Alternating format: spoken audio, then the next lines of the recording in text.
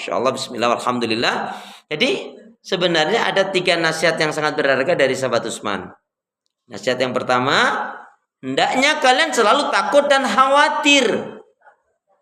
Hendaknya kalian selalu takut dan khawatir jika harta, ilmu, umur, kesehatan, kesempatan, dan kenikmatan-kenikmatan yang Allah berikan kepada kalian tidak diberkahi, tidak diridhai, tidak dirahmati oleh Allah.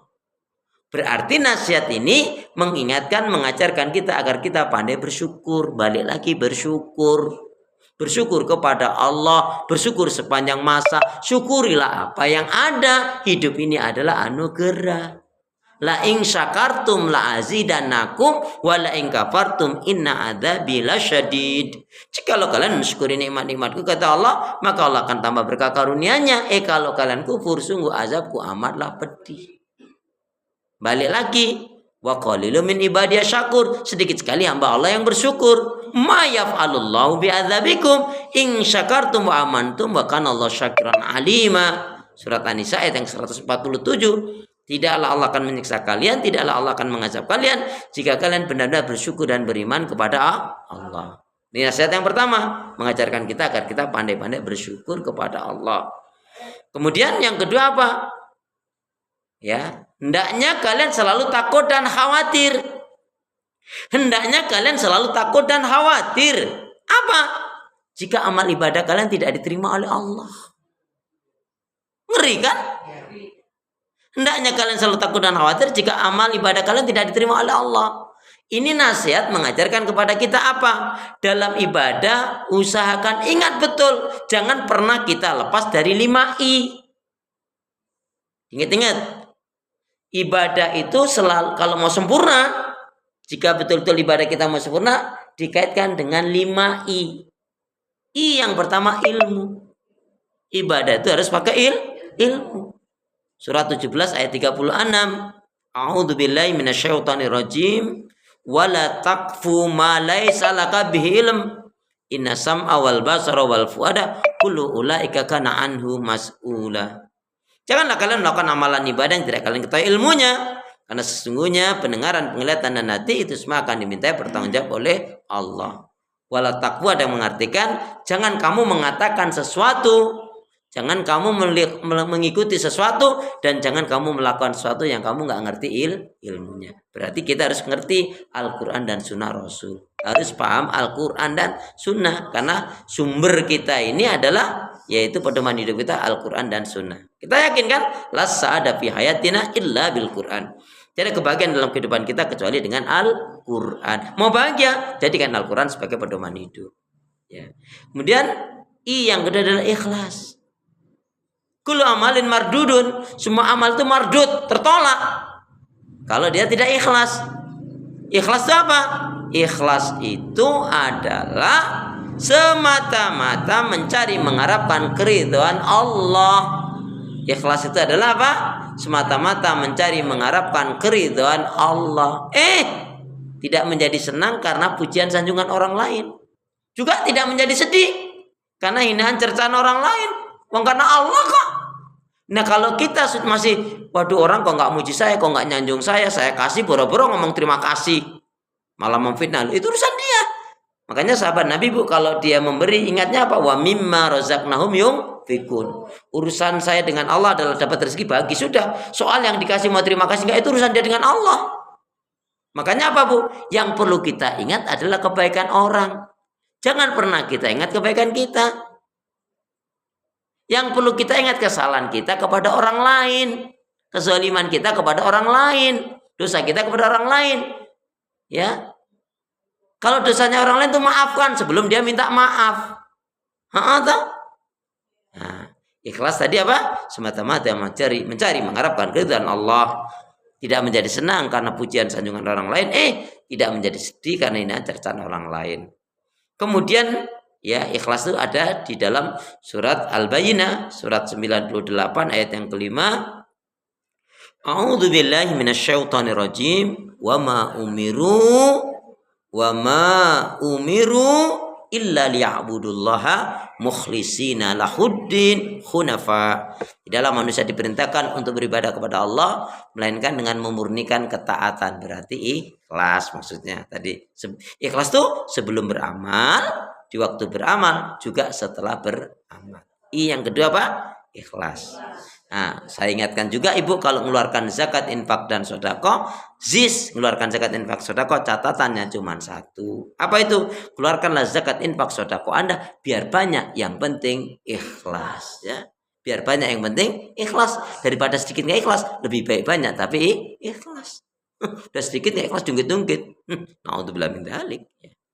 Kemudian ya kul inna sholati wa nusuki wa mahyaya wa mamati lillahi rabbil alamin. Ini juga kaitan juga dengan ikhlas. Surat apa? Ikrar kita Al-An'am ayat yang 162. Yang ketiga apa? Ya, ittiba'ur rasul. Ikuti tuntunan Rasul. Rasul bersabda, "Man 'amila 'amalan laisa 'alaihi amruna fa huwa raddun." Barang siapa yang melakukan amalan ibadah tidak ada tuntunan sunnah dariku dari Rasul, amalan tersebut tertolak. Hadis ini sahih karena Imam Bukhari dan Muslim, lafadznya Imam Muslim. Kemudian Bu, kenapa Bu kita beribadah harus mengikuti tuntunan Rasul? Kenapa? Ittiba'ur Rasul. Bu, ada dua jaminan nih. Ada dua jaminan, dua garansi yang Allah berikan langsung kepada kita, kepada siapa saja yang apabila ibadahnya mengikuti tuntunan Rasul. Surat Al-Imran 31. Ya. Silakan coba Qurannya sama enggak dengan Quran saya? Surat Al-Imran ayat 31 Allah berfirman, "A'udzubillahi minasyaitonirrajim. Qul in kuntum tuhibbunallaha fattabi'uni yuhibbukumullah wa yaghfir lakum dzunubakum wallahu ghafurur rahim." Bu, perhatikan Al-Imran 31 intinya apa? Ada dua jaminan garansi yang Allah berikan kepada kita, kepada siapa saja yang ibadahnya ngikutin Rasul. Apa itu? Katakanlah ya Muhammad pada umatmu, jikalau kalian benar-benar mencintai Allah, ikuti aku, yaitu ikuti Rasul. Apa janji Allah bagi kita, bagi siapa saja yang ibadah yang ikuti Rasul? Ada dua. Satu, yuhibbukumullah, maka Allah akan cintai kita. Nggak ada yang amin? Selama banget. Dua jaminan, dua garansi yang Allah berikan kepada kita jika ibadah kita yang ikutin Rasul. Yang pertama apa? Yuhibbukumullah, Allah akan cintai kita. Amin, gitu dong. Yang kedua apa? Wa yaghfir lakum dzunubakum, Allah akan ampuni kesalahan dan dosa yang kita lakukan. Jadi maknanya ingin dicintai Allah, beramallah, beribadahlah seperti ibadahnya Rasul. Ingin diampuni kesalahan dan dosa yang kita lakukan, beramallah, beribadahlah seperti ibadahnya Rasul. Yang ketiga, yang keempat, Bu, iringi ibadah ini dengan iringi ibadah ini dengan iringi ibadah ini dengan istighfar. Iya, kan fasabbi bihamdi rabbika wastaghfir. Contohnya, kita habis sholat ngapa? Kita habis sholat ngapa? Istighfar kan? Setelah assalamualaikum, astagfirullah, astagfirullah. Padahal kita habis melakukan sholat. Maksudnya apa, Bu? Khawatirnya dalam kita melakukan kebaikan ibadah itu khawatirnya apa? Ada riyaknya, ada sombongnya, ada nggak benernya, ada ngawurnya, ada salahnya, ada teledornya, ada ngeremehin orang. Makanya istighfar tadi. Iringi ibadah kita ini dengan istighfar. Fasabbi bihamdi rabbika wastaghfir. Itu kan Fathul Makkah saja. Ya, pembukaannya itu kan surat Idza Jaa Nasrullah wal Fath. Surat An-Nasr itu kan itu. Fasabbi bihamdi rabbika wastaghfir. Istighfar. Nah, Ibu satu hari satu malam mampu berzikir istighfar berapa ribu kali? Nggak dihitung tuh saking banyaknya, saking sedikitnya. Nah itu. Ya, alhamdulillah kalau saking banyaknya. Jadi istighfar, Bu. Nah kemudian dikunci dengan dikunci dengan ikhlas kan sudah tadi. Iman kan kita hanya orang yang beriman. Ilmu baru pertama. Dikunci dengan istiqomah. Kenapa istiqomah? Artinya baik kita tuh bukan hanya di Ramadan saja, bukan tanggal tertentu saja. Jangan ada saat-saat tertentu. Tapi istiqomah itu kan terus menerus. Ya, istiqomah terus menerus dalam kebaikan, ibadah dan amal sholih. Itulah istiqomah. Ya, gimana doanya? Bismillahirrahmanirrahim. Allahumma inni as'aluka istiqomah. Allahumma inni as'aluka istiqomah. Ya Allah, sesungguhnya aku memohon kepadamu istiqomah. Jadi istiqomah apa? Terus menerus di atas kebaikan dan kebenaran. Makanya apa? Datang sahabat tuh bertanya, ya Rasulullah ausoni. Rasul, ya sahabat ini datang tiba-tiba langsung minta nasihat. Ya Rasulullah, berikanlah nasihat kepadaku yang dengan nasihat itu aku bisa masuk surga. Dan aku nggak perlu lagi bertanya pada yang lainnya. Cukup darimu saja ya Rasul. Mantap toh? Rasul dengan tersenyum katakan, kul. Ayo, kul. Kul. Amantu billah. Tsumma istaqim.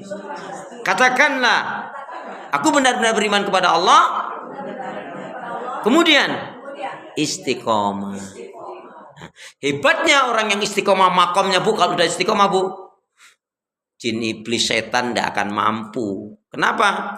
Udahlah orangnya udah nggak usah diganggu. Kenapa? Karena orang yang sampai makomnya istiqomah jelas ya imannya benar, ibadahnya baik, akhlaknya mulia, ilmunya, dan sampai apalagi makomnya sampai takwa. Orang yang makomnya istiqomah itu bu, janji Allah dalam surat Fusilat.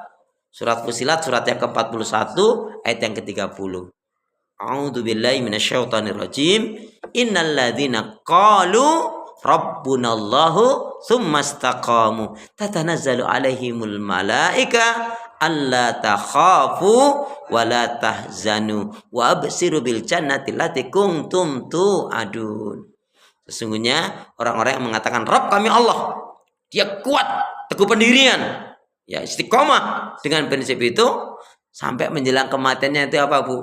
Ini yang kalau bahasa saya, jin setan iblis nyerah. Kenapa? Karena Allah perintahkan malaikat untuk menjaga orang ini, ya menghibur bahkan dengan mengatakan apa? Allah takhafu wa la tahzanu wa absiru bil jannati allati kuntum tu'adun. Kamu enggak usah takut, kamu enggak usah sedih. Karena Allah telah menjanjikan menjamin surga untukmu dari rahmatnya Allah dengan perantara amal ibadah yang dilakukan orang tersebut.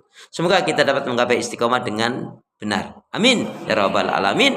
Walhamdulillahi rabbil alamin.